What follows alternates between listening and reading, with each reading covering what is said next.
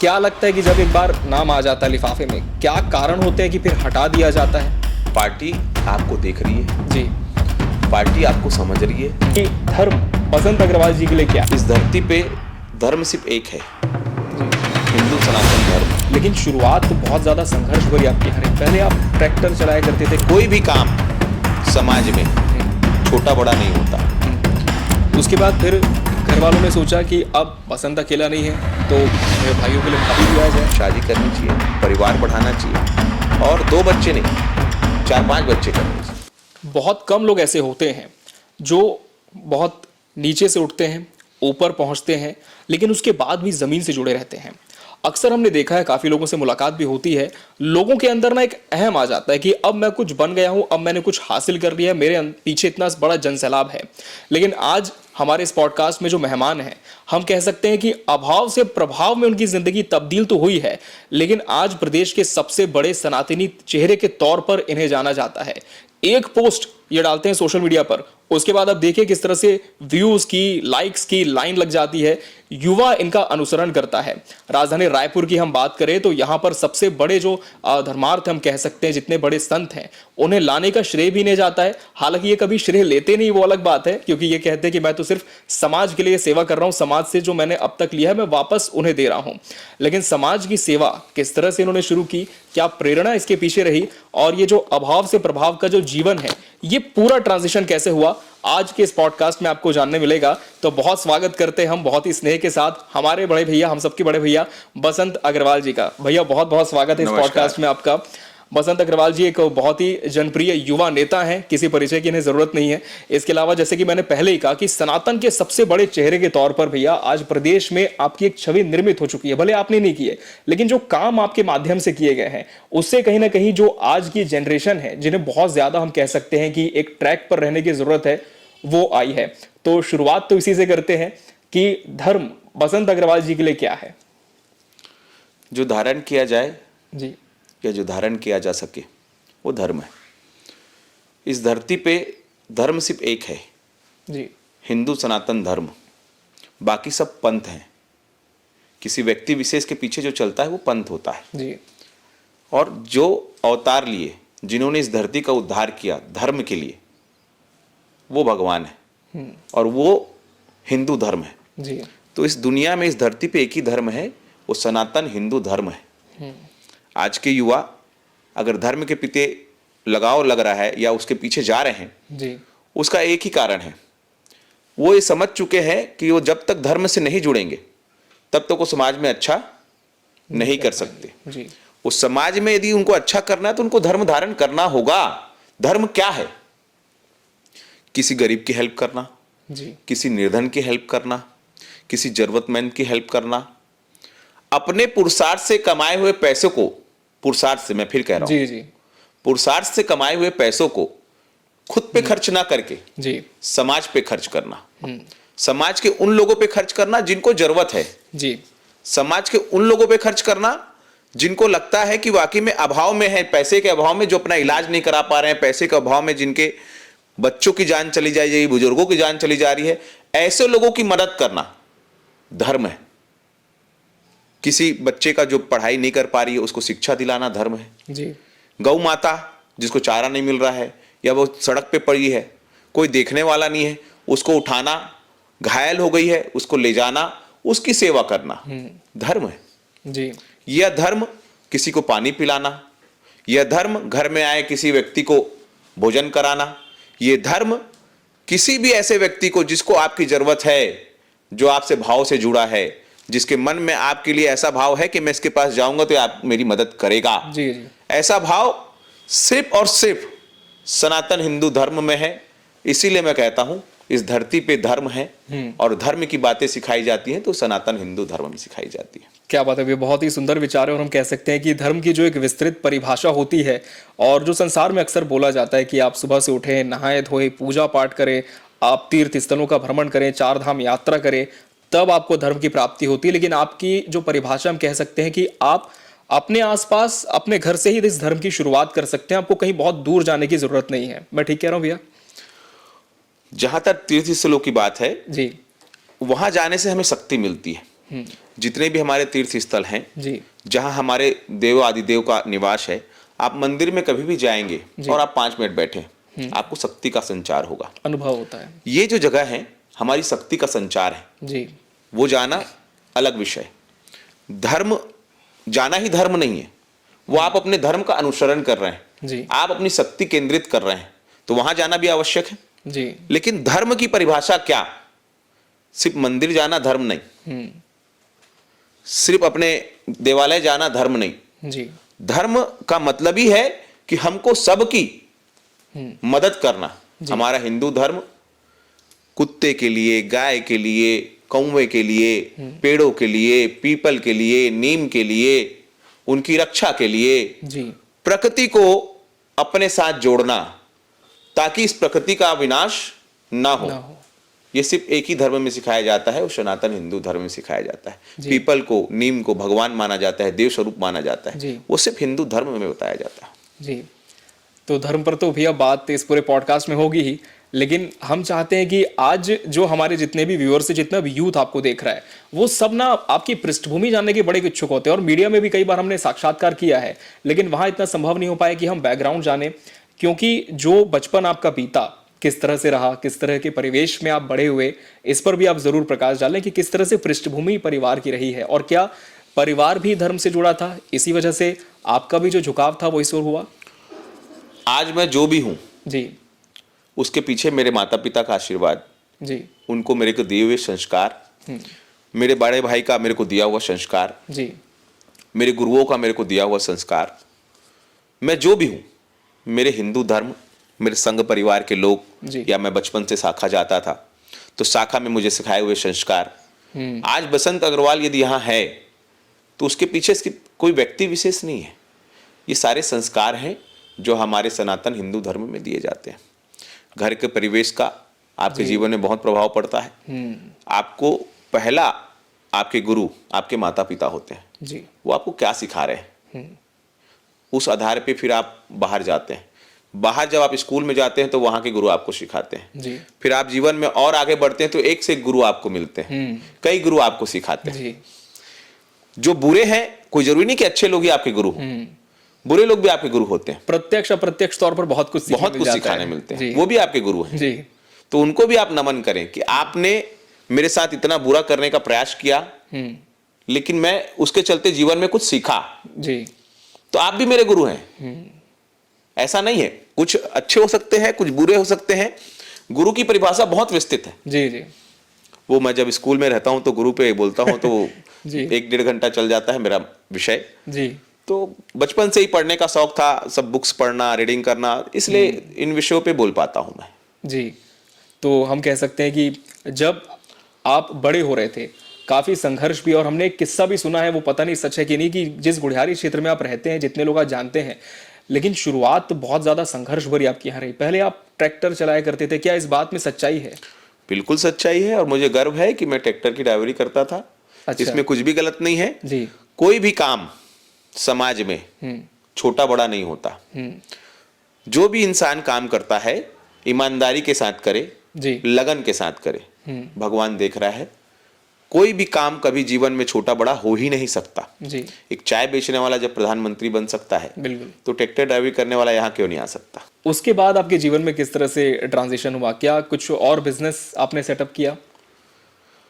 Tractor driving करते करते और भी बहुत सारे क्षेत्र ऐसे थे जहां मुझे काम करना था। जी। स्कूल का क्षेत्र था, धर्मशाला का क्षेत्र था, जमीन का व्यवसाय था, जी। और डंके की चोट पे जमीन का काम किया। और जो भी काम किया, लेकिन आपको आज- नहीं लगता, मैं माफ कीजिए आपको टोकना चाहूंगा, जो जमीन का काम है उसे लोग बहुत ही अलग दृष्टि से समाज में देखते हैं, तरह तरह के आरोप लगाए जाते हैं, तो क्या कभी बसंत अग्रवाल को ये सारी चीजें झेलनी पड़ी, या सब कुछ बहुत स्मूथ था जब इस काम को आपने शुरू किया तब से अब तक? जो पैसे वाले हैं, जी जिन्होंने मुझे बहुत अभाव में देखा है, हाँ और जिनका प्रभाव समाज में था, जी जो अपने आप को मठाधीश कहते थे, एक गरीब लड़का जो ट्रैक्टर ड्राइवरी करता था आज यहाँ कैसे पहुंच गया? विरोध कुछ चुनिंदा लोगों का है, जी चुनिंदा लोगों का। मुझे ऐसा लगता है कि 1 लाख होंगे तो उसमें से 100 जो बड़े हैं जिनके पास सब कुछ है लेकिन वो कुछ कर नहीं पा रहे हैं समाज में, जी जी, या समाज में कुछ दे नहीं पा रहे हैं समाज को, कंट्रीब्यूशन नहीं उनका, उनका ही विरोध है। नीचे तबके के जो मेरे भाई लोग हैं जिन्होंने गरीबी देखी है और मैंने भी गरीबी देखी है, जी, वो लोगों का भरपूर समर्थन है मुझे। उसका कारण ही यही है कि मैं गरीबी को महसूस किया, जी, मैंने मेरे परिवार ने बहुत निकटता से इस चीज को देखा है, जी, इसलिए हम समझते हैं कि गरीबी क्या है। और हम गरीबी को गरीबी मानते ही नहीं, जी, हम गरीबी तो एक परिस्थिति मानते हैं। परिस्थितियां कभी कम होती हैं, कभी ज्यादा होती हैं, जी, कम परिस्थितियों में भी रहे और अच्छी परिस्थितियों में भी है। जी, उस परिस्थिति को भी हम बहुत अच्छी समझते थे। सीताराम सीताराम सीताराम कहिए जी, और जाहि विधि राके राम क्या ताहि विधि रहिए, जी। हम इस विचार वाले हैं। परिस्थितियां तो दुर्गा कॉलेज में भी बहुत बदली, क्योंकि जब आप वहां गए थे तो एक ग्रामीण परिवेश से आप थे, उसके बाद एक नेतृत्व की क्षमता आप में वहां से विकसित होनी शुरू हुई और हमने देखा है कि रायपुर में जितने भी हम कह सकते हैं कि बड़े प्रभावशाली राजनेता भी हैं, सब दुर्गा कॉलेज की पृष्ठभूमि से निकले। तो क्या एक प्रभाव इसका भी जीवन में आया? दुर्गा कॉलेज जहां तक मैं कहता हूं तो उसको प्रदेश की मैं नाक मानता हूं। जी, जब भी छात्र संघ के चुनाव होते हैं, कोई भी चुनाव होता है तो दुर्गा कॉलेज का सबसे ज्यादा महत्व रहता है, शुरू से रहा है और अभी भी है और आगे भी रहेगा। जी, क्योंकि दुर्गा कॉलेज एक ऐसी जगह है जहां यूथ राजनीति के एक पाठशाला के रूप में जाना जाता है और वो सीखता है। निश्चित रूप से दुर्गा कॉलेज में मैंने बहुत कुछ सीखा, क्योंकि एबीवीपी से हूं जी, हमने हमारा संगठन एबीवीपी का, एनएसयूआई के लोग भी वहां हुआ करते थे, क्योंकि आसपास का जो क्षेत्र है जी। उस टाइप की भी पृष्ठभूमि है वहां। तो वहां रहकर बहुत कुछ सीखने मिला और आने वाले समय में जो भी चीजें हमने जी। की, छात्र गतिविधियां, छात्र नेता के रूप में गतिविधियां, तो लगातार वो चीज हमारे जीवन में हमको एक नया दिशा, नया मोड़ देती रही। कहीं ना कहीं दुर्गा कॉलेज का भी बहुत बड़ा हमारे इस जीवन में योगदान है। छात्र संघ चुनाव लड़ा था आपने वहां से? छात्र संघ चुनाव मैंने नहीं लड़ा, जी। लेकिन जो भी छात्र संघ चुनाव हुए उसमें मैंने महत्वपूर्ण भूमिका निभाई, भागीदार रहा मैं। और सरकारी स्कूल से फिर आप दुर्गा कॉलेज गए, तो क्या सरकारी स्कूल में जो बच्चे पढ़ते हैं, क्या ऐसा मानते हैं कि कहीं ना कहीं एक बहुत अभाव रहता है, क्योंकि जिस समय आपने पढ़ाई की थी उतना ज्यादा इंफ्रास्ट्रक्चर डेवलप नहीं था स्कूलों का? हमारी स्कूल में गवर्नमेंट स्कूल थी जी, लेकिन जो संगठन है यानी जो भाव हैं वो बड़े अच्छे थे। अभाव था चीजों जी। का, भाव लेकिन अच्छे थे। भाव अच्छे थे। अच्छा, और भाव जब अच्छा होता है तो इंसान कहीं पर भी कुछ भी कर लेता है। स्वाभाविक है। जी, मैंने आज हम भले हिंदी मीडियम में स्कूल से पढ़े हैं, जी। लेकिन टोटल इंग्लिश में आप हमसे इंटरव्यू लेना चाहेंगे तो भी हम दे देंगे। क्या बात है। जी, मैंने ये हमारे यहाँ जो सिखाया जाता है जी, इंग्लिश, जैसे आज मेरी स्कूल है, जी, जी, मैं बच्चों को एक ही चीज बोलता हूँ, इंग्लिश एक भाषा है और भाषा का ज्ञान 2 महीने में हो सकता है। उसके लिए पूरा जीवन खराब करने की जरूरत नहीं है। मैथ्स है, फिजिक्स है, केमिस्ट्री है, ऐसे सब्जेक्ट है जिसमें देश में बड़े बड़े आप परमाणु बम बना सकते हैं, बड़े बड़े हथियार बना सकते हैं, बड़े बड़े देश में अपने देश को बहुत आगे ले जा सकते हैं। बिल्कुल, बड़ी बड़ी खोज कर सकते हैं। आप ऐसी खोज कर सकते हैं कि मानव जीवन बच जाए। डॉक्टर के फील्ड में आप ऐसी खोज कर सकते हैं जिसमें नए अंग प्रत्यारोपण कैसे किए जाएं। जी, तो ये सब आपको फिजिक्स से, साइंस से, केमिस्ट्री से, बच्चे जो देख रहे हैं मैं उनको बोलना चाहूंगा कि वो इन चीजों पे ज्यादा फोकस्ड रहें। मैथ्स, फिजिक्स, साइंस, ना कि इंग्लिश इंग्लिश इंग्लिश। इंग्लिश 2 महीने का सब्जेक्ट है। आप जाइए स्पोकन इंग्लिश में, 2 महीने में आपको इंग्लिश आ जाएगी। तो इंग्लिश को आप महत्व दीजिए भाषा के रूप में, भाषा के रूप में दीजिए। बिल्कुल सही कहा आपने। लेकिन इतना नहीं कि वो बस बाकी सब्जेक्ट आप उसके चलते गौण कर दें। बिल्कुल। जितने भी अभिभावक देख रहे हैं उनको भी मैं कहना चाहूंगा कि इंग्लिश एक भाषा के रूप में रहे, बाकी हमारे जितने सब्जेक्ट हैं उस पर फोकस किया जाए। और कहा भी गया कि learn English but don't learn English styles. अंग्रेजी सीखिए, अंग्रेजियत मत सीखिए। तो अभी का यूथ, आपको नहीं लगता कि अंग्रेजी तो सीख रहा है, अंग्रेजियत की तरफ ज्यादा जा रहा है? अंग्रेजियत क्या, हमको समझना होगा। जी, कहीं ना कहीं उसके कारण हम भी हैं। अभिभावक जो सिखाएगा बच्चा वही सीखेगा। जी, अभिभावक चाहता है कि मेरा बच्चा इंग्लिश में बोले। अभिभावक चाहता है कि ओ माय गॉड, मैंने देखो वो इंग्लिश बोल रहा है और हम लोग कुछ नहीं बोल पा रहे। हाँ, तो जो नहीं सीख पाए, थोड़ा सा मॉडर्न हो गया ऐसा, एक जो नहीं सीख पाए, जिनके अंदर जैसे बोलते हैं जिसकी रैगिंग हुई वो रैगिंग लेता है, हाँ, या जो जिस चीज का अभाव रहता है वो चाहता है कि उसका बच्चा वो चीज सीख पाए। मुझे तो इंग्लिश नहीं आ रही तो मैं चाह रहा हूं कि मेरा बच्चा इंग्लिश सीख जाए, जी, और उस इंग्लिश सिखाने के लिए वो कुछ भी समर्पित करने के लिए तैयार है। जबकि ऐसा नहीं होना चाहिए। आपका बच्चा है, हमारी स्कूल है मां भारती विद्यालय, जी, हर हफ्ते गीता पाठ होता है। हर हफ्ते रामायण पाठ होता है, जी। संग गीत सिखाए जाते हैं, बच्चा मिलता है तो हर हर महादेव महादेव बोलता बोलता है। है। मैं इस पर भी आना चाह रहा था कि ये जो शिक्षा है सनातन की, आप भी बच्चों से मुलाकात करते हैं और अक्सर होता है कि good morning sir, good morning ma'am बोलते हैं, लेकिन आपसे बच्चे मिलते हैं तो हर हर महादेव का जयकारा गूंजता है। तो ये कैसे मतलब एक आत्मीयता उनमें आई? मैंने मेरा ये कहना है, गुड मॉर्निंग गुड इवनिंग हमारी संस्कृति है ही नहीं। जी जी। हमारी संस्कृति नमस्ते की है, प्रणाम की राम है, राम की राम है, राम की है। जी जय गोपाल की है। जी। हमारी संस्कृति राधे राधे की है। हमारी संस्कृति जय श्री राम की जय है। श्री राम।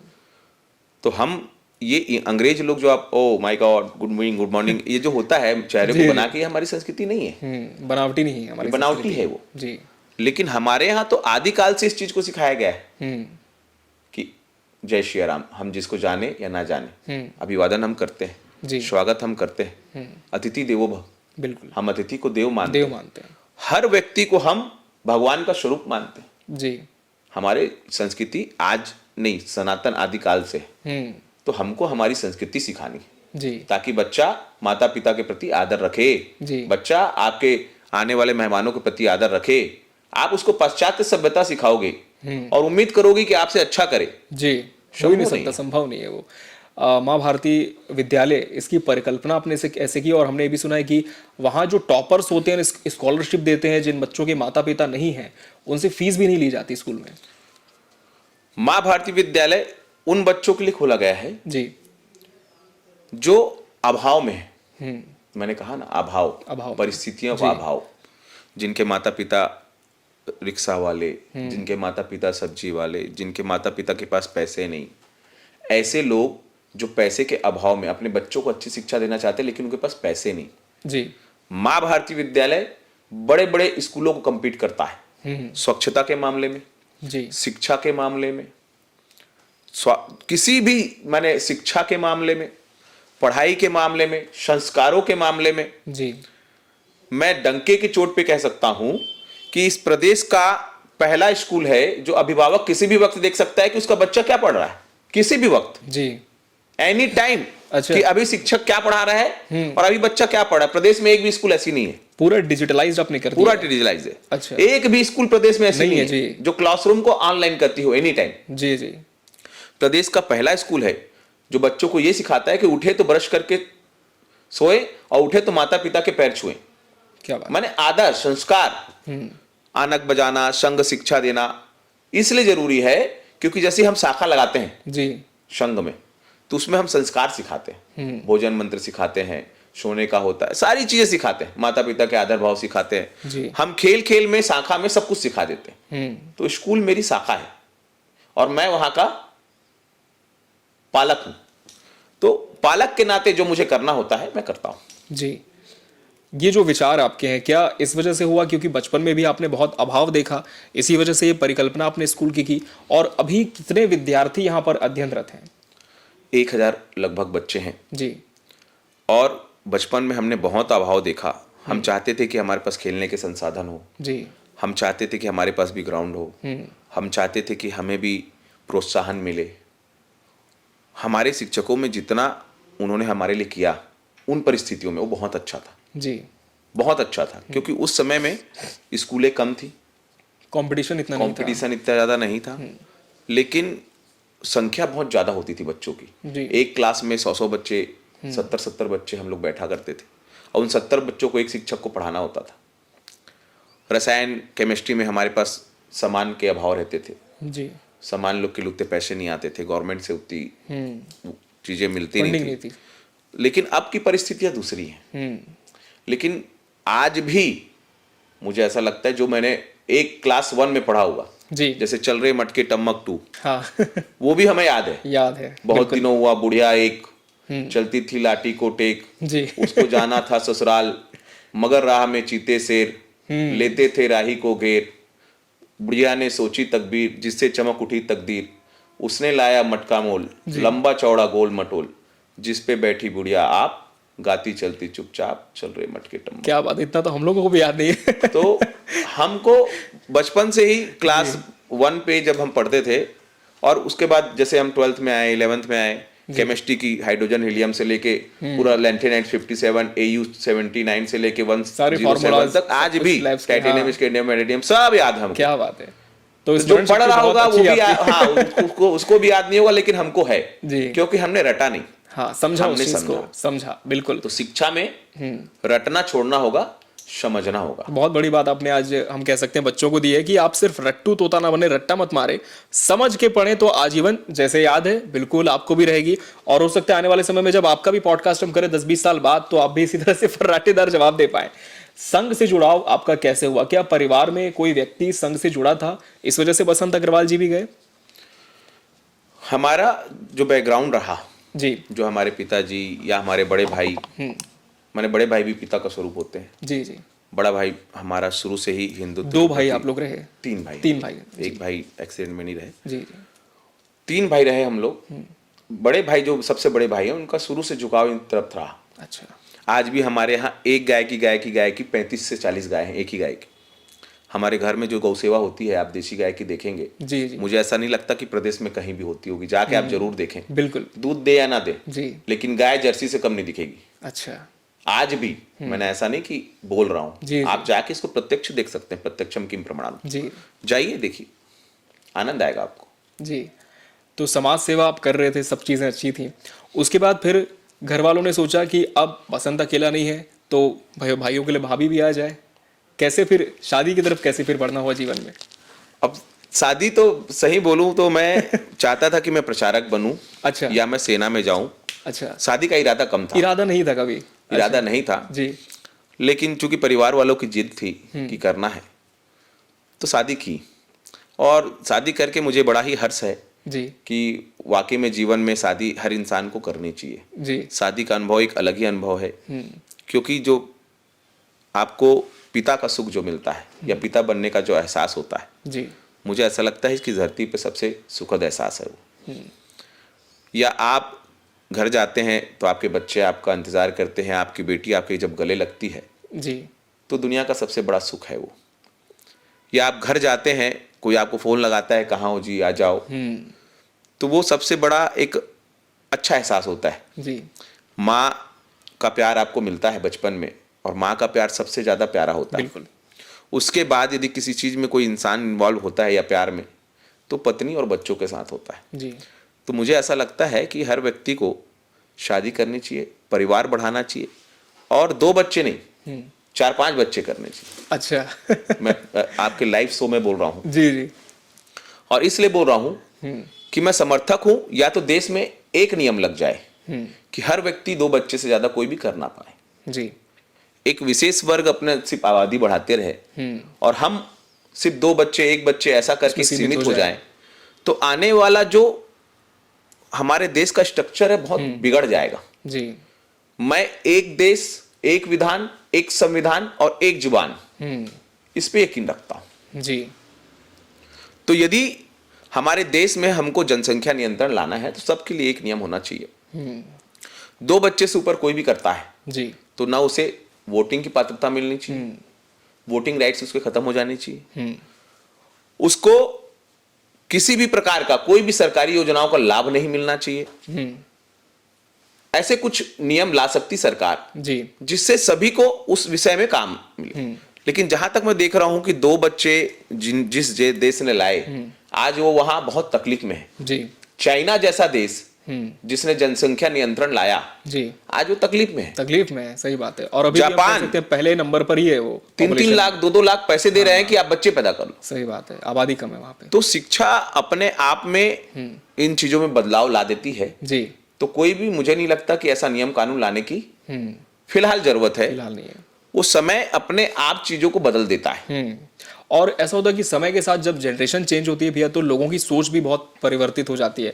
जब आपकी शादी हुई उस समय का किस तरह का दौर आपने देखा, और क्या आपको लगा कि जब वैसे भी आप जीवन में बहुत अच्छा कर रहे थे, शादी के बाद और उसमें गति आई, एक कहीं ना कहीं पीछे से पुश मिलता है परिवार वालों का, तो और बेहतर आप कर पाए?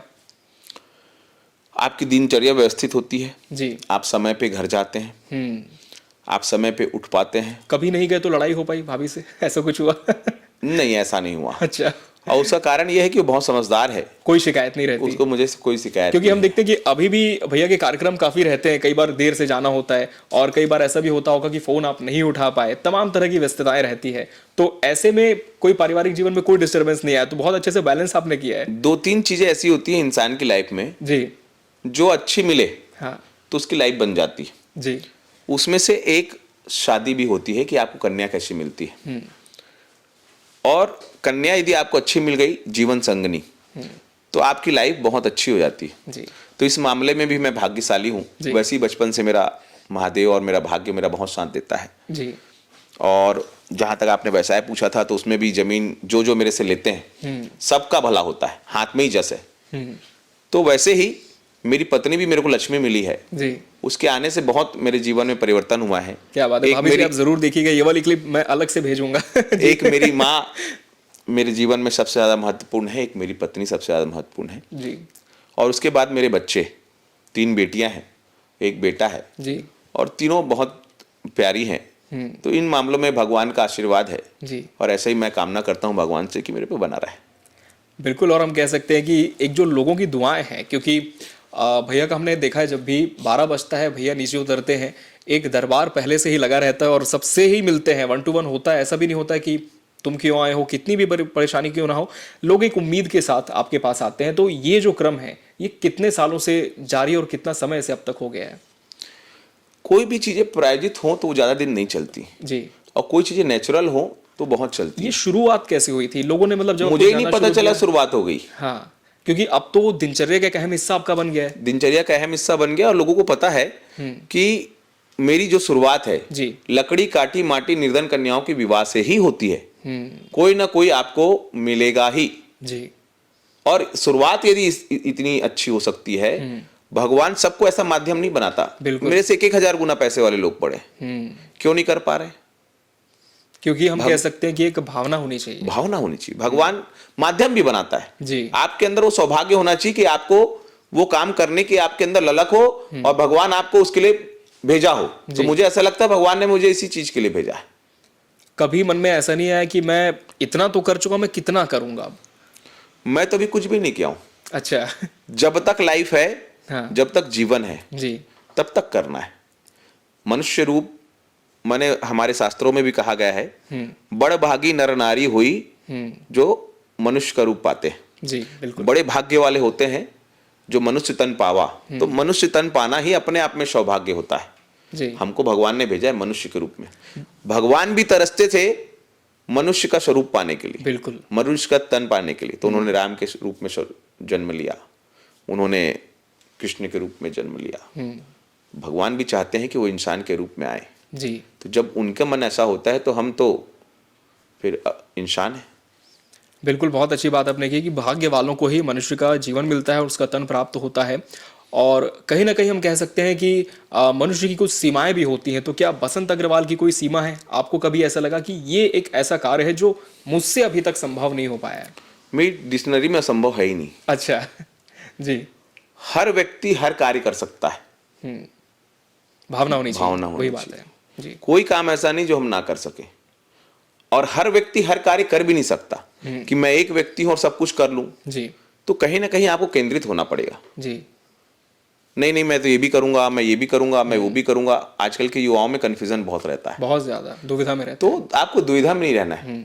आपको एक क्षेत्र में केंद्रित होकर काम करना है। सब क्षेत्र में आप सब काम कर सकते हैं, लेकिन आपको सब काम करना नहीं। करना तो 1-2 क्षेत्र है जहां आप एक पे ही फोकस करो, हाँ, और जिसपे 100% उसमें दो। आपको लगे कि हाँ कि ये मैं इसमें कर सकता हूँ, उसमें करना चाहिए। बिल्कुल। लेकिन मैं ये सवाल आपसे इसलिए भी पूछ रहा हूँ क्योंकि बहुत सारे लोगों को देखा जाता है कि एक सीमा तक वो दान करेंगे, पुण्य करेंगे, जब उनका कोई ध्येय होगा। जब वो ध्येय पूरा हो जाता है उसके बाद वो ठहर जाते हैं, एक ठहराव उनमें आ जाता है। तो कभी आपके जीवन में ऐसा समय है कि आपको लगी अब मैं इतनी मदद लोगों की कर चुका हूँ, अब मुझे ठहरना है? क्योंकि हमने देखा आप कभी किसी को मना नहीं करते हैं। यही चीजें जो अभी देख रहे हैं जितने भी मेरे युवा, जी। इन्हीं चीजों को बदलना है। अच्छा। न दान के लिए कोई उम्र की सीमा है, न धर्म के लिए कोई समय। जी। अब 60-65 के हो गए भैया, चलो अब हाँ, धर्म करें, जी। ये नहीं। आप जब से आपने अपना होश संभाला है, या जब से आप जानना चालू किए हैं, जी तब से आप अच्छा कर सकते हैं, तब से आप दान धर्म कर सकते हैं, तब से आपको शास्त्रों को पढ़ना है। इतने पुराण हैं, पूछने से नहीं बता पाएंगे। बिल्कुल, कितने वेद हैं उनका कोई नहीं ज्ञान नहीं है ज्ञान। कितने हमारे शास्त्रों में क्या क्या है, एक भी धर्म ग्रंथ जी आप यदि पढ़ लेते हैं तो मुझे ऐसा लगता है कि जीवन में आपको महान व्यक्ति बनने से कोई भी नहीं रोक सकता। तो जी। जितने भी युवा हैं, मेरा निवेदन है कि फेसबुक के अलावा, जी इंस्टा के अलावा या एक्स के अलावा बुक्स का भी अध्ययन करें, बच्चों को पढ़ाएं ताकि वो अपने धर्म शास्त्र के बारे में जाने। अध्ययन अध्यापन इस विषय में बहुत ज़्यादा ज़रूरी है। और आप हम कह सकते हैं कि प्रदेश के आज सनातनी चेहरे के तौर पर एक बड़ी ख्याति आपकी हो चुकी है। और युवाओं को इससे कैसे आपने जोड़ा? जो युवा, जैसे कि आपने ही कहा भी, रील्स पे है, इंस्टाग्राम पे है, एक्स पर है, वो ज़मीन पर आए, वो धर्म के काम करे। और जब कोई बड़ा वैश्विक स्तर का संत रायपुर की गुढ़ियारी में आता है, दही हांडी मैदान में, तो उसकी कथा को सुने। ये इतना बड़ा जो कदम है वो राजनेता नहीं उठा पाते, बड़े बड़े पद में बैठे लोग नहीं उठा पाते। ये बसंत अग्रवाल ने कैसे संभव किया? मेरी पृष्ठभूमि बीजेपी से है जी और जिस टाइम आयोजन हुआ उस टाइम कांग्रेस की सरकार थी। हाँ, और हमने ये भी देखा कि जब कांग्रेस की सरकार थी तो उनके भी बड़े नेता आपके मंच पर आ जाते हैं। तो क्या कोई परहेज नहीं होता कि बसंत अग्रवाल तो बीजेपी का है तो मैं इसके मंच पर क्यों जाऊं? मैं यही कह रहा हूं, जी धर्म जहां है और धर्म का झंडा जहां है, जी वहां सनातनी को आना है। वो किस पार्टी से है, किस जात से है, किस पंथ से है, किस मजहब से है, इससे मेरा कोई लेना देना नहीं। जब मैं जो भी आयोजन कराता हूं तो मेरा एक ही उद्देश्य होता है, जी धर्मो रक्षित रक्षिता। जो भी व्यक्ति धर्म से जुड़ा है, धर्म की रक्षा करना चाहता है, वो व्यक्ति वहां पर आए और धर्म के बारे में जाने। जी इतने बड़े संत, मैं तो एक माध्यम मात्र हूं। लाने वाले गुढ़ियारी वाले हनुमान जी हैं, जी मेरे बाबा बालाजी सरकार गुढ़ियारी वाले। उनके चलते यहाँ बड़े से बड़े संत आए, उनके चलते जो भी संत आए, और वो हम कह उतने सकते हैं फेमस नहीं थे। छत्तीसगढ़ में पहला उनका आयोजन तो आपने ही कराया वो है। उतने फेमस नहीं थे जी जितना यहाँ आने के बाद वो हुए, जितना वो आने के बाद हुए। जी चाहे वो धीरेन्द्र की शास्त्री जी हो, यहाँ आने के बाद उनका कई गुना हनुमान जी के आशीर्वाद से वृद्धि हुई। पंडित प्रदीप मिश्रा जी प्रदीप उनके पहले जब आए। जी यहाँ आने के बाद और उनका जो जी ऑरा है बहुत बढ़ गया। तो ये सब कारण बसंत अग्रवाल नहीं है, मैं तो एक माध्यम मात्र था। जी मेरे हनुमान जी हैं गुढ़ियारी वाले, वो जिसको भी यहाँ लाएंगे उसका बढ़ना तय है। और हम जब चैनल के माध्यम से भी कवरेज में आते थे, हमने देखा था कि जब पंडित प्रदीप मिश्रा जी भी आए थे, एक बहुत व्यवस्था आपने की, क्योंकि लाखों की संख्या में न सिर्फ रायपुर के लोग, बाहर से लोग बसों में आ रहे थे। रहने की व्यवस्था, खाने की व्यवस्था, रुकने की सारी चीज़ें, तमाम इंतजाम आपने किए। तो किस तरह से मैनेज किया आपने? इतना बड़े संत भी आ रहे हैं, उनकी भी तमाम प्रोटोकॉल है, सारी चीज़ें देखनी है। एक आम जनमानस है जो कि उम्मीद से आ रहा है, वो भी नाउम्मीद होकर के ना जाए। आप कोई भी आयोजन कराते हैं तो पहले ये समझ लें कि आप उसकी व्यवस्था कर पाएंगे कि नहीं। आप यदि नहीं कर सकते तो आपको कोई भी आयोजन नहीं कराना है। जी तन समर्पित, मन समर्पित और यह जीवन समर्पित। वैसे ही आप कोई भी कार्य करें तो संपूर्ण तन मन धन से करना चाहिए, अपने जीवन से करना चाहिए, वो ना नहीं करना चाहिए। जी काम करो तो अच्छा करो, ठाया करो वरना मत करो। हमारा शुरू से ऐसा रहा कि जो भी भक्त आए जी उनको पूरी व्यवस्था मिले, शौचालय की व्यवस्था मिले, रहने का आवास मिले, खाने के लिए भोजन भंडारा मिले, जी और वो आराम के साथ जिस धर्म के उद्देश्य को लेके आया है वैसा वो यहाँ पर हमारे मिश्रा जी के मुखाग्र बिंदु से, बागेश्वर महाराज जी के मुखाग्र बिंदु से सुन सके। ये हमारा प्रमुख उद्देश्य था जी और उस उद्देश्य में हमें सफलता हमारे भगवान ने दी। अच्छे मन से आप कोई भी कार्य करें तो निश्चित रूप से आपको सफलता मिलती है, और दिलवाने वाला ऊपर वाला है। अच्छे मन से तो आपने काम किया, उससे सभी सहमत है। एक तबका ऐसा भी था जो ये कह रहा था कि 2023 में चुनाव है, हो सकता है पश्चिम से दावेदारी हो, इसलिए इस तरह के आयोजन है। लेकिन फिर जनवरी में आपने बुला लिया पंडित धीरेन्द्र कृष्ण शास्त्री जी को। तो किस तरह से आप देखते हैं, क्या विरोध का सामना नहीं करना पड़ता? देखिए, ये समाज में कई विचार के लोग होते हैं। जी पहले आपका विरोध होता है, प्रतिकार होता है, फिर लोग आपसे सहमत हो जाते हैं धीरे धीरे, और फिर आपके समर्थक हो जाते हैं। जी तो ये वही लोग हैं आज मेरे समर्थक के रूप में हैं, जो मेरा विरोध करते थे। जी क्योंकि ये जान चुके हैं कि वो जो सोचते थे वो सत्य नहीं था। मैं धर्म का कोई भी बड़ा आयोजन करता हूं, उसका सिर्फ एक उद्देश्य होता है, परमार्थ। इसके अलावा कुछ नहीं। जी। और आकलन है, आकलन का क्या, जिसको आकलन लगाना है समाज में, मुझे ऐसा नहीं लगता कि 100 लोग हैं तो 100 के विचार एक जैसे होंगे। बिल्कुल सही एक बात तो है। हो सकते हैं ऐसे, लेकिन 98% लोग ये जानते हैं कि इसका उद्देश्य क्या है। जी। अगर उसका उद्देश्य धर्म नहीं होता तो एक साइड पूरे बीजेपी विंग के लोग, एक साइड पूरे कांग्रेस विंग के लोग, मैं क्यों बुलाता? मैं सिर्फ एक ही विशेष वर्ग को बुलाता। जी। ऐसा नहीं, उनको भी जानने की जरूरत है, उनको भी समझने की जरूरत है कि हमको मुल्ला पार्टी नहीं बननी, हमको धर्म से जुड़ के रहना है, हमको सबको साथ लेके चलना है। जी। तो मेरा यही कहना है, जितने भी लोग हैं राजनीति से जुड़े हुए, आप किसी विशेष वर्ग को साथ में लेके ना चले, सबको साथ में लेके चले। बिल्कुल। सबका साथ, सबका विकास, सबका विकास और सबका विश्वास, जो कि आपकी पार्टी का और ध्येय एक वाकई है तो तो सेफ सेफ है जी। और बटेंगे तो कटेंगे। इस नारे का समर्थक आप भी करते हैं? 100% समर्थन करता हूं। अच्छा। पूरा हिंदू धर्म, हाँ। सभी हिंदू भाई जी। जब तक एक नहीं रहेंगे, समाज में उनकी ताकत नहीं दिखेगी। आज महाराष्ट्र का चुनाव हुआ, जी। हिंदुओं ने दिखा दिया। ठीक शब्द बोला था फडणवीस जी ने, ये धर्म युद्ध है, और धर्म युद्ध का रिजल्ट देख लो आप। महायुति को प्रचंड बहुमत के साथ जनादेश मिला है, और कल एक जनादेश रायपुर दक्षिण को लेकर के भी आया।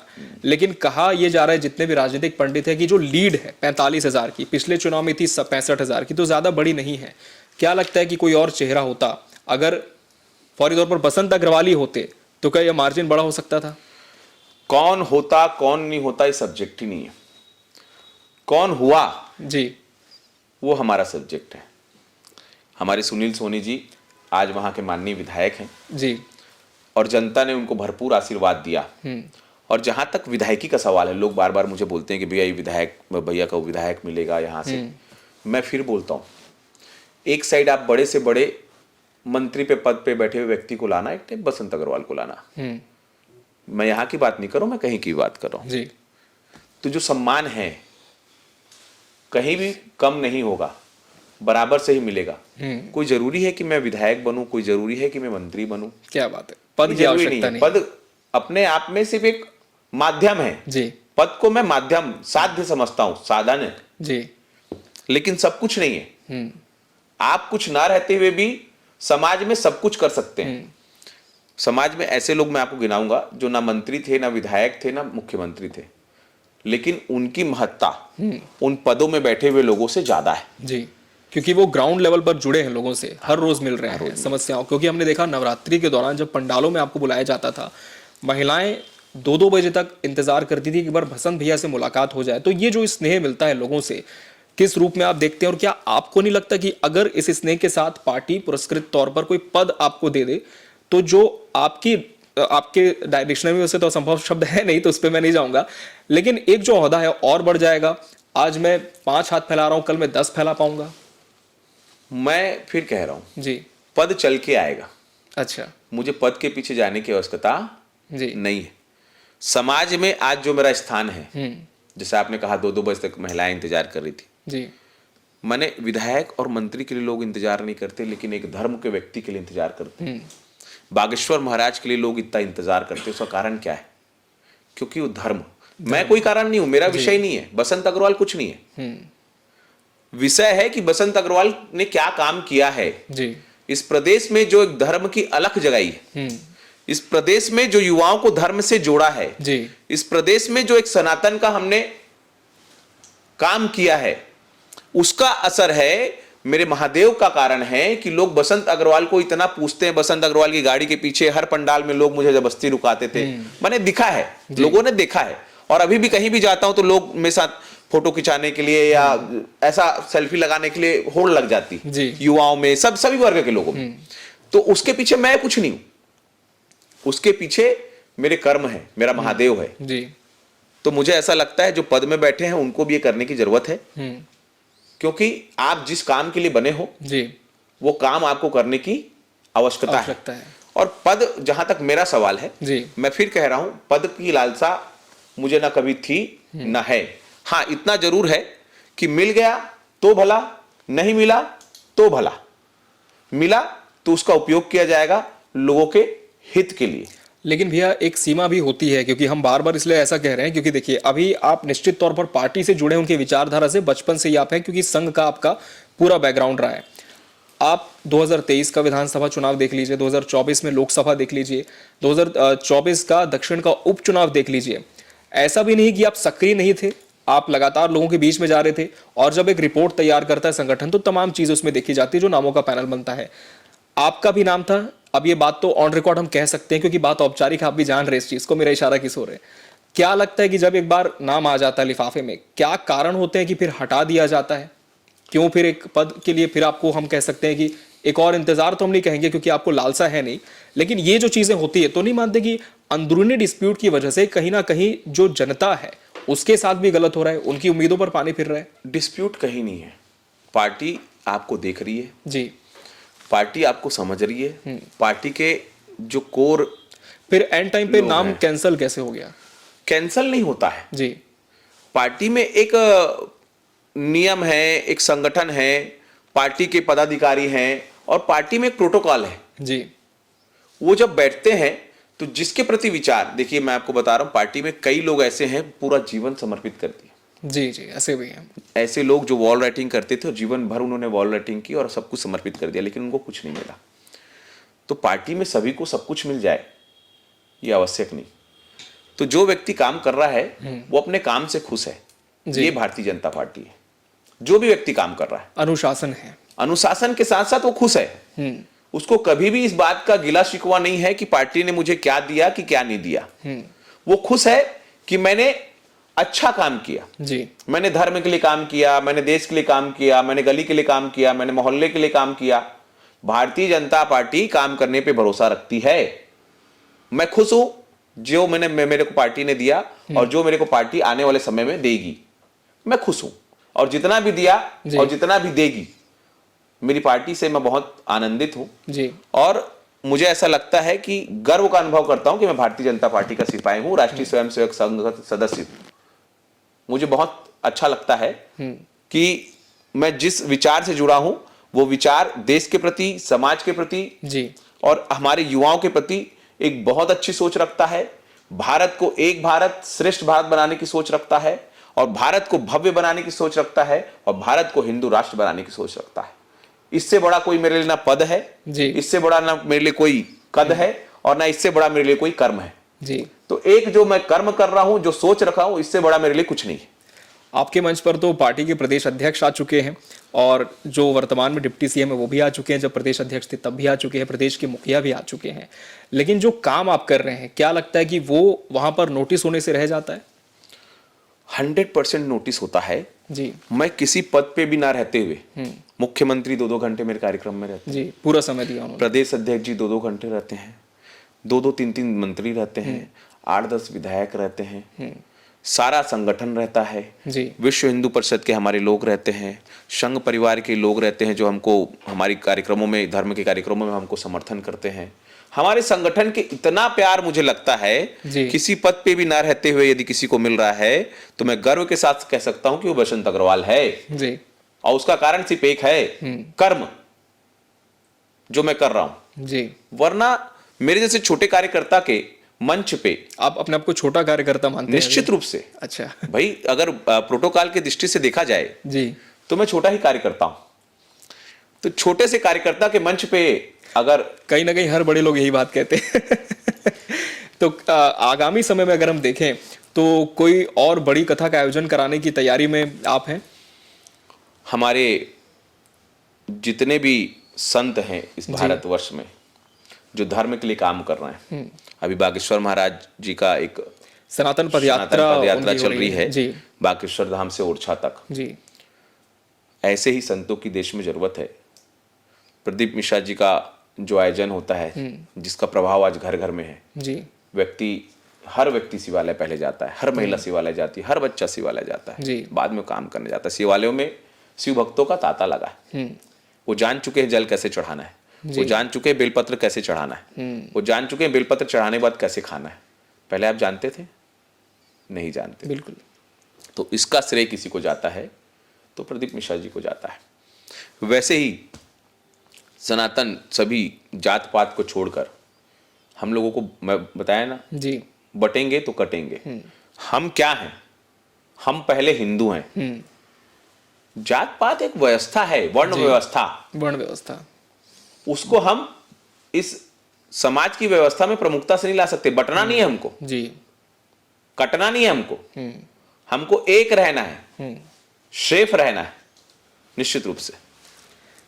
बहुत बढ़िया भैया। और युवाओं को भी धर्म के साथ लगातार आप जोड़ रहे हैं। सोशल मीडिया में जो इतनी पॉपुलैरिटी आपकी हम देखते हैं कि चाहे हम आपका इंस्टाग्राम पेज देखें, फेसबुक देखें, लाखों में व्यूज गए हैं जितने किसी एक आम राजनेता के भी नहीं जाते हैं। तो क्या लगता है कि धर्म की तरफ झुकाव है, इस वजह से ये दिखता है आपके सोशल मीडिया पर भी? अपनी पॉपुलैरिटी को कैसे आप देखते हैं? यूथ आज की डेट में बहुत समझदार है। जी। हर व्यक्ति समझदार है। पहले और अब के जमाने में बहुत फर्क आ गया। पहले घर में एक टीवी होती थी तो मोहल्ले में एक टीवी होती जी। थी, पूरा मोहल्ला वहां जाके दिखता था। मोबाइल होते नहीं थे। हाँ। आजकल हर हाथ में मोबाइल है। पहले न्यूज दूसरे दिन हम पढ़ते थे क्या आ रहा है, अब तुरंत पता चल अब जाता है। तत्काल पता चल रहा है। लोग जागरूक हो चुके हैं। जी। तो जहां तक मेरा है, मैं जो भी कार्य करता हूं, या आप मेरे से इंटरव्यू ले रहे हैं, मैंने तो आपसे ऐसा बोला नहीं कि आप ये पूछो वो जी, जी, पूछो, बिल्कुल, बिल्कुल। या प्रायोजित हाँ, करो। जी। बाकी जितने इंटरव्यू होते हैं प्रायोजित होते जी। हैं। अभी आप भी ले रहे हैं, हम रैंडमली बात कर रहे हैं। बिल्कुल बिल्कुल, जो कि दिमाग में आ रहा है हम पूछ ले बात रहे हैं, आप कर जवाब दे रहे और हैं। मैं जवाब दे रहा हूं। तो यही यूथ चाहता है कि सच बोले, रॉ चीजें रहें, जैसी है Pure। वैसी प्रेजेंट हो। हाँ। प्योर, माने कहीं भी उसमें मिक्सअप ना हो, कहीं भी उसमें बनावटी चीजें जी। ना हो। तो आज का यूथ यदि आप सच्चाई के साथ बोलेंगे, और आपका कर्म भी दिखना चाहिए ना, सिर्फ बोलना नहीं होना चाहिए। जी। तो उनको दिख भी रहा है कि मैं क्या कर रहा हूं, मैं क्या था, मैं आज क्या हूं, और इसके पीछे क्या है, ये महत्वपूर्ण है। तो आप मान रहे कि अभी का जो युवा है वो जागरूक हो चुका है? निश्चित रूप से, निश्चित रूप से, और होने की जरूरत है, और बहुत हो गया है। लेकिन उनको ये जानने की जरूरत है कि धर्म शास्त्रों में क्या लिखा है। पढ़ने की जरूरत है, पढ़ने की जरूरत, अध्ययन की बहुत उन्हें अध्ययन की आवश्यकता है। और दही हांडी एक बहुत बड़ा ऐतिहासिक कार्यक्रम जो हर साल होता है, और काफी साल इस कार्यक्रम को होते हो गए। तो जब पहली बार मन में आया कि एक इस तरह का आयोजन करना है, क्योंकि दही हांडी तो हमने देखा है गली गली में आयोजित होती है, और कहीं ना कहीं महाराष्ट्र जैसे स्टेट्स में आप देखें तो वहां वृहद स्तर पर होती है। छत्तीसगढ़ का लेकिन एक ऐसा आयोजन है जिसकी चर्चा पूरे देश में होती है, और अब तो सोशल मीडिया से विदेशों तक आपकी जो रील्स है वो देखी गई है।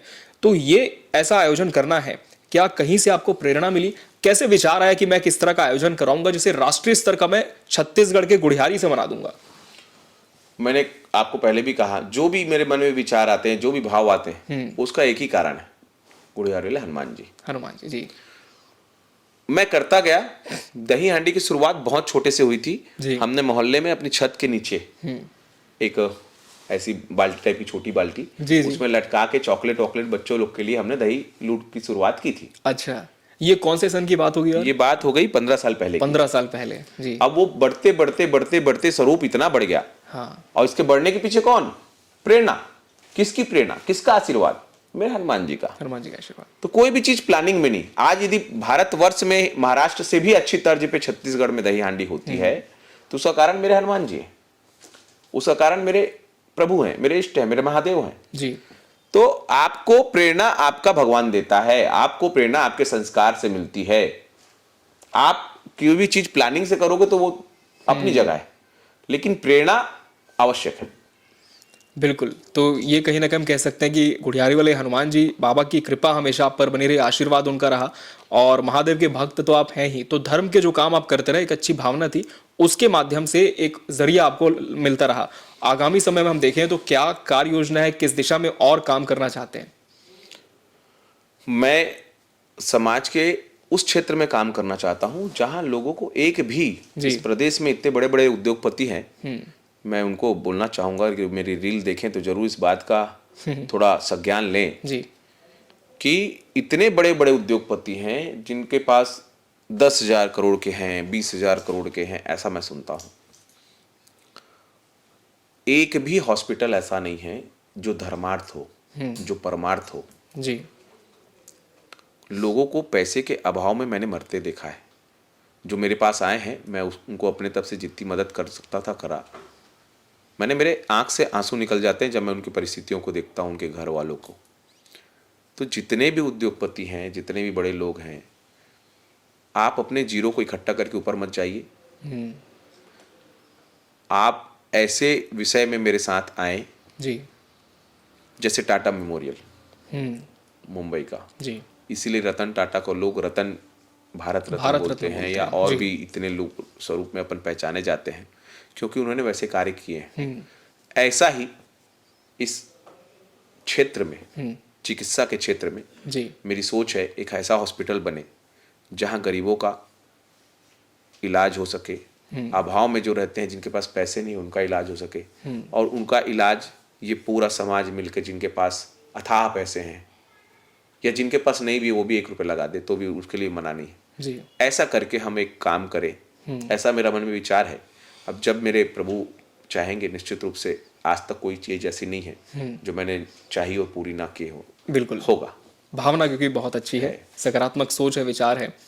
अच्छा भैया, हमारे इस पॉडकास्ट में ना एक छोटा सा गेम हम खेलते हैं, रैपिड फायर। आपने सुना होगा, बहुत पुराना है। तो हमारे जो यूथ आपको देख रहे हैं, लाखों में जिनकी संख्या है जो कि आपको फॉलो करते हैं, कुछ ऐसी चीजें पूछेंगे जो शायद पहली बार वो जानेंगे, तो एक छोटा सा गेम आपके साथ खेल सकते हैं। ठीक है। चलिए, तो शुरुआत करते हैं सबसे पहले सवाल के साथ कि बसंत अग्रवाल के जीवन में ऐसी कौन सी घटना थी जिसने पूरा जीवन उनका बदल दिया? मेरा संघ में आना, संघ में आना, स्वयं सेवक बनना, अच्छा। ये मेरे जीवन को पूरा बदल दिया। कोई ऐसी बड़ी उपलब्धि जिसके लिए खुद को श्रेय देना चाहेंगे कि मैंने अपने बलबूते से हासिल किया है? भैया जल्दी जल्दी देना है ना थोड़ा सा। अब इसमें मैं बलबूते पे तो क्या बोलूं, मैं जो हूं अपने बलबूते पे मेरे माता पिता के आशीर्वाद से हूं, अच्छा। तो बलबूता तो मेरे माता पिता ही का है। अच्छा, माता पिता को आप श्रेय देना चाहेंगे? बिल्कुल। तो यहाँ पर भी मतलब क्रेडिट आपने नहीं लिया है। हम वही देख रहे हैं कि हर बार वो परमार्थ वाला एक भाव है ना, वो भैया के अंदर से आ ही जाता है। कोई ऐसा स्वादिष्ट खाना जिसे हमेशा आप खा सकते हैं? हाँ, निश्चित रूप से सब्जी जो बनती है जीवी कांदे की, जीवी कांदे की सब्जी, हाँ, वो मैं खा सकता हूँ। एकदम बढ़िया, छत्तीसगढ़ियों की फेवरेट है। खुश हो जाएंगे सब भाई लोग एकदम देख के। कोई ऐसी चीज जो कि खानी बिल्कुल पसंद नहीं है? लौकी खानी पसंद है। लौकी खानी पसंद नहीं है, अच्छा। और कोई ऐसा खेल जिसमें सबसे ज्यादा दिलचस्पी रही हो बचपन से? मुझे बैडमिंटन स्टेट लेवल मेरा चयन हुआ था। क्या बात है। बैडमिंटन का मेरे को शौक। ये पहली बार पता चल रहा है हमारे पॉडकास्ट में आपको स्टेट लेवल के बैडमिंटन प्लेयर रह चुके हैं पसंद भैया, तो कभी गुड़ियारी में बिल्कुल खेला है महफिल जमाते हैं। है ना। कोई ऐसी चीज जिसका मलाल बहुत होता है? मुझे ऐसा लगता है कि जो मैं जिस क्षेत्र में हूँ, राजनीतिक क्षेत्र में, 2013 से टिकट का मैंने दावा किया था। अगर उस टाइम मिल जाती तो हो सकता है मैं समाज के लिए आज और कुछ कर सकता था। मैंने उम्र का, मैं ऐसा मानता हूँ, आज मैं 39 साल का हूँ जी। योगी आदित्यनाथ जी 27 साल की उम्र में सांसद बन गए थे, पहुंच गए थे। 42 साल में आज देश के सबसे लोकप्रिय मुख्यमंत्री। जी। तो मुझे ऐसा लगता है राजनीति में पहले मौका मिल जाना चाहिए, जो मुझे अभी तक मिला नहीं है। मैं चाहता हूं कि समय पे मिले, युवा रहते मिले, ताकि मैं समाज के लिए कुछ अच्छा कर सकूं। बिल्कुल, और कहीं ना कहीं हम कह सकते हैं कि जब आप युवा रहते हैं ना, तो एक अंदर में गरम खून रहता है, जोश रहता है, बहुत सारी चीज़ें आप देखते हैं उसे उठा भी सकते हैं। और निश्चित तौर पर लगता भी है कि आने वाले समय में हो सकता है कि कोई चीज़ जो आप तक चल के आएगी और एक बड़ा माध्यम आप बनेंगे लोगों की सेवा के लिए इसके पद के माध्यम से। कोई ऐसी बात जो सबसे ज़्यादा आपको छू जाए? सच। सच। कोई भी व्यक्ति यदि मेरे पास सच्चाई लेके आता है तो मैं उसके साथ दिल से जुड़ जाता हूँ। अच्छा। सच होना चाहिए। बसंत अग्रवाल जी को गुस्सा किस बात पर आता है? ऐसे लोग जो 2 चेहरे लेके आते हैं। अच्छा। सामने एकदम प्यार से दिखेंगे और पीछे कुछ और रहेंगे। मैं चाहता हूं जैसे आप सामने हैं वैसे पीछे रहें। और जब गुस्सा आता है तो किस तरह से उसे जाहिर करते हैं? मैं उनको एक्सपोज कर देता हूं उनके सामने ही। अच्छा, ऐसे चिल्लाना नहीं, कुछ नहीं? नहीं, उनकी सत्य को बता देता हूँ कि मैं जानता हूँ कि आप किस विषय को मेरे पास लेके आए। एक अद्भुत शक्ति भगवान ने मेरे को दे रखी, पता नहीं क्या है क्या नहीं, मैं नहीं जानता। मन आप भाप जाते हैं? भाप जाते के साथ साथ मुझे सामने वाला क्या है क्या नहीं, किसी व्यक्ति को मेरे सामने खड़े करना, क्योंकि मुझे बचपन से पॉमिस्ट पे मैंने बुक्स पढ़ा, मैंने किरो की बुक्स पढ़ी। अच्छा, और फेस रीडर भी बहुत अच्छा हूँ मैं। क्या बात है। तो किसी को भी आप लाएंगे तो मैं उसके बारे में लगभग बता सकता हूँ। अच्छा। महादेव की असीम कृपा है। अच्छा, इस व्यक्ति के बारे में बता सकते हैं जिसकी चेहरा आपको दिख रहा है यहाँ पर? निश्चित रूप से। ऑफ द रिकॉर्ड बात करेंगे इस पे, अगर कुछ नेगेटिव चला गया तो। ऐसा है। अच्छा, भाभी के साथ समय अगर आपको बिताना होता है तो क्या छत्तीसगढ़ में कहीं घूमने जाते हैं या बाहर जाना पसंद करते हैं? नहीं, जहां बोलती है वहां ले जाते हैं उसको। किसी बात को लेकर जो परिवार वालों को कभी शिकायत रहती हो आपसे? समय का थोड़ा अभाव, अच्छा। समाज में ज्यादा समय हो जाता है। हम्म। फिर भी वो खुश है, शिकायत नहीं रहती, थोड़ा खुश है रहता है बस। हाँ। अब, क्योंकि इतने साल हो गए तो एक तरह से समझ गए सारी चीजें, हाँ, कैसी दिनचर्या कैसे होगी, कैसे होगा। अच्छा, बेटियां क्या कहती हैं प्यार से? बहुत पापू कहती हैं, पापू। पापू। अच्छा, ये बहुत यूनिक है, ना पापा ना पैप्स, पापू। अलग ही है। अच्छा, और क्या चाहेंगे कि परिवार का कोई बच्चा आपका आपके नक्शे कदम पर आए? कौन होगा? बेटियां होंगी, बेटा होगा, कौन होगा? इसको मैं तय नहीं कर पाऊंगा, जी। क्योंकि ये उनका सोच, उनके विचार, हर व्यक्ति को भगवान ने अलग बनाया है। जी। हो सकता है किस रूप में कौन कहाँ पर खड़ा हो जाए, कोई नहीं जानता। अच्छा, और क्या कभी ऐसा जीवन में हुआ है कि करना कुछ और चाह रहे थे, कुछ और हो गया, लेकिन जो हुआ भला हुआ? मैं यहाँ आना ही नहीं चाहता था। पॉडकास्ट में? नहीं, पॉडकास्ट में नहीं। मैं इस जो व्यवसाय की फील्ड में, इसमें नहीं चाहता था। अच्छा। मैं चाहता था कि मैं संघ का एक प्रचारक बनूं, लेकिन आज इस रूप में रह के भी प्रचार कर रहा हूँ, सामाजिक रूप में या सांसारिक रूप में रह के प्रचार कर रहा हूँ। जीवन में कोई ऐसी बात जो आपको लगा हो यार ये नहीं किया होता तो बहुत अच्छा होता? ऐसी कोई चीज़ नहीं है। अच्छा, पॉलिटिक्स में आना चाहते थे? नहीं, पॉलिटिक्स तो जरूरी है, हर व्यक्ति को जरूरी है, अच्छा। क्योंकि पॉलिटिक्स से ही देश की दशा और दिशा बदल सकती है। जी। जितने युवा देख रहे हैं जो पॉलिटिक्स से चिढ़ते हैं, मैं उनको कहूंगा, जब तक आप उसमें इंटरेस्ट नहीं रखेंगे तब तक देश में परिवर्तन नहीं आएगा, क्योंकि देश की मूल चीज़ों को पॉलिटिक्स ही बदलता है। तो आप खुद को भी बदलें और अपनी सोच को भी बदलें और देश को नई दिशा दें। क्या फिल्म देखना पसंद करते हैं बसंत अग्रवाल? कोई फिल्म नहीं छोड़ता मैं, सारी फिल्में देखते सारी हैं? फिल्म देखता हूँ। सबसे पसंदीदा कौन सी है? सबसे पसंदीदा बाहुबली, बाहुबली 1-2 सीरीज और पूरी? एक शोले पुरानी में। शोले पुरानी। अच्छा, कोई ऐसा हीरो जिसने बहुत ज्यादा प्रभावित किया हो, फिल्मी पर्दे का हीरो? फिल्मी पर्दे में जो एक्टर हैं, जैसे मनोज वाजपेयी, मनोज जिनकी वाजपेयी। एक्टिंग मुझे बहुत अच्छी लगती है, ऐसे एक्टर मुझे प्रभावित करते हैं। क्या वेब सीरीज देखने का शौक है? पसंदीदा है तो कौन सी? देखता हूँ, लेकिन चाहता हूँ कि उसमें भी सेंसर हो, क्योंकि बहुत हाँ। उसमें चीज़ें खराब हैं, फुहड़ता बहुत हो जाती बहुत है। ज़्यादा हो जा रही है, तो मुझे ऐसा लगता है कि उसमें भी सेंसर होना चाहिए। भारत के वीर सपूतों में से जिसका जीवन सबसे ज्यादा आपके लिए प्रेरणादायी रहा हो? भगत सिंह। भगत सिंह। आदर्शों को मानते हैं, चलते हैं उस पर? निश्चित रूप से। जब भी बसंत अग्रवाल खाली समय में होते हैं तो क्या करते हैं? खाली समय में मैं बुक्स पढ़ना पसंद करता हूँ, सोचता नहीं। सोचते नहीं? 8 घंटे की नींद, सिंगल नींद लेता हूँ, मोबाइल बंद रहता है। मेरा मोबाइल सिर्फ 10 घंटे चालू रहता है, क्या बात है। बाकी टाइम बंद। कुछ अपडेट दिखना हो तब भी नहीं ऑन करते हैं आप? कोई लेना ही देना नहीं। अच्छा। ये हमारे लिए, हम इसके लिए नहीं। क्या बात। पागल हो गए हैं लोग इसका। ये माने मोबाइल सबसे बड़ी लोगों के लिए बीमारी हो गई है। ये एक व्यवस्था है मात्र, जी। लोग पागल हो गए। तो इसको भी बदलने की जरूरत है। जितने यूथ देख रहे हैं जिनको जीवन में आगे बढ़ना है, तो समझे कि सिर्फ दिन भर मोबाइल के पीछे पागल ना रहें। आधे घंटे का स्क्रीन टाइम काफी है, सिर्फ आधे घंटे का? जी। Screen time. स्क्रीन टाइम, हाँ। और बाकी आपका यदि व्यवसाय है, आपका यूज है, तो आधे घंटे चर्चा कर ले, 1 घंटा बहुत पर्याप्त है जीवन। जी। यदि बसंत अग्रवाल जी आज समाज सेवक नहीं होते तो क्या होते? संघ के प्रचारक होता। संघ के प्रचारक होते? अच्छा, तो चलिए भैया, रैपिड फायर इसके साथ खत्म होता है और बहुत सारे सवालों के जवाब भैया ने बिल्कुल अनकट दिए, अनफिल्टर्ड, और ये पूरा एज इट इज आपको देखने को मिलेगा हमारे इस पॉडकास्ट में। बहुत सारी नई बातें उन्होंने बताई। स्टेट लेवल के बैडमिंटन प्लेयर भैया रह चुके हैं और निजी जीवन से जुड़ी हुई बहुत सारी जानकारियां आपने साझा की। और आखिरी में भैया कोई ऐसा संदेश जो आज के युवाओं को आप देना चाहें, खास तौर पर उन्हें जो कि आज दिग्भ्रमित हैं, कुछ जीवन में क्या करना है तय नहीं कर पा रहे हैं, एक दिशा उन्हें आपकी उद्बोधन से मिल जाए? आप कई लोगों के पॉडकास्ट देखते हैं, आप कई लोगों के विचार देखते हैं, आप कई लोगों की बातों को देखते हैं, दिन भर सोशल मीडिया में आप रहते हैं। मेरा ऐसा कहना है, आप जो भी देखते हैं, जो आपको अच्छा लगता है, उसको अपने जीवन में आत्मसात करें। सिर्फ सुन के ना निकालें, कोशिश करें कि उसको एक शब्द भी पुरुषों की, महापुरुषों की आप अपने जीवन में आत्मसात करते हैं, ईमानदारी के साथ, लगन के साथ, सच्चाई के साथ, तो आपको सफल होने से कोई नहीं रोक सकता। तो आपको दिन भर 50 लोगों की पॉडकास्ट देखने से कोई लेना देना नहीं। एक व्यक्ति का भी आप देखते हैं और अपने जीवन में आत्मसात करते हैं, उनकी एक भी कही हुई बातों को, तो मुझे ऐसा लगता है कि आपको सफल होने से कोई नहीं रोक सकता।